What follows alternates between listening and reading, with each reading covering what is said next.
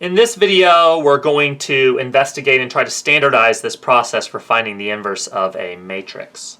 So in the last video, we saw that we could find the inverse of the following matrix by solving the following pairs of systems of equations. We can actually solve these systems together to more efficiently find the inverse by adjoining the identity matrix. Namely, since we're trying to solve where this is equal to 1, 0, that's the same thing as saying, well, we want to basically solve the following two systems, 1, 4, comma, 1, 0, negative 1, negative 3. But that means we're also solving this system of equations, which is this system, which is 1, 4, negative 1, negative 3. As we're doing there. Well, we can actually solve these simultaneously by writing the identity on the other side. So, namely, negative 1, negative 3, and then we'll have 1, 0 to solve that one, but then 0, 1 to solve this one. And by doing that, we now say, oh, well, if we can row reduce on this side, we can get down to we'll end up with the identity matrix on the inverse matrix, on the other side. So this now gives us a process for finding the identity matrix. So suppose A is a square matrix of dimension n by n.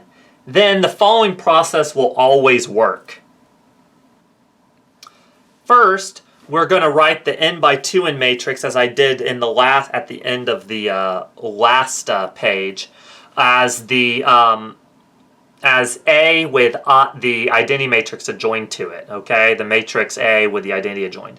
Then we're going to go ahead and use elementary row operations, which we know is quite a process, on A with I adjoined to obtain I with A inverse adjoined, okay? So this is now our inverse. If this is not possible, namely we end up with some row of zeros like we a lot of times do, then A is in fact not invertible. And then we finally check our work by multiplying to make sure that, in fact, this identity, we didn't mess up somewhere and we actually do have the inverse matrix. So, for example, let's go ahead and find the inverse of the following matrix. So, we're going to go ahead and for our first step, we'll go ahead and write it out with the identity adjoined. So 1, 0, 0, 0, 1, 0, 0, 0, 1. And now we're going to do row operations to clear out here. So first what I'm going to go ahead and do is I'm going to leave this the same. So 1, 0, 0. And then on the bottom, on the next one, I'm going to go ahead and I'm going to subtract row 1 from row 2. Okay? Doing so, I'll end up with 0 there. Subtracting negative 1 will give a positive 1. Subtracting 0 will still leave a negative 1 there. Subtracting that will give a negative 1 there, and then everything will be the same.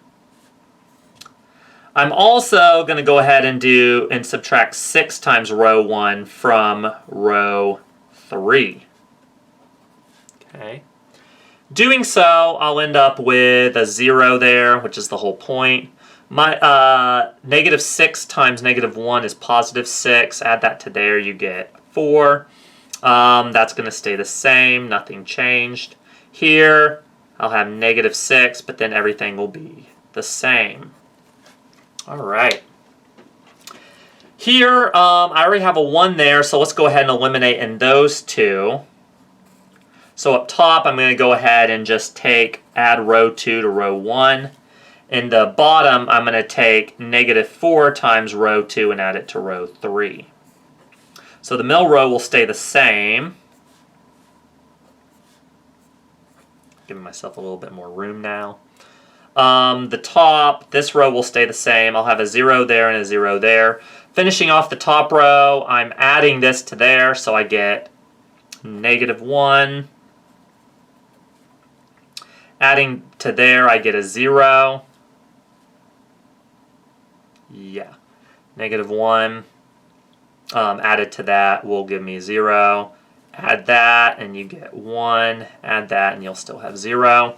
Here we're adding negative 4 times this row to this row. So that'll go away. Negative 4 will give me a positive 4, so positive 1. Hey, that worked out really nicely. Negative 4 times negative 1 is positive 4, so that's going to give me a negative 2. I'll have a negative 4 here, and then this will stay the same. And now, let's go ahead and eliminate here to finish this off. So let's eliminate those ones by adding row 3 to row 1 and adding row 3 to row 2. And then leaving the bottom row 3 the same. So it'll be 0, 0, 1, negative 2, negative 4, 1.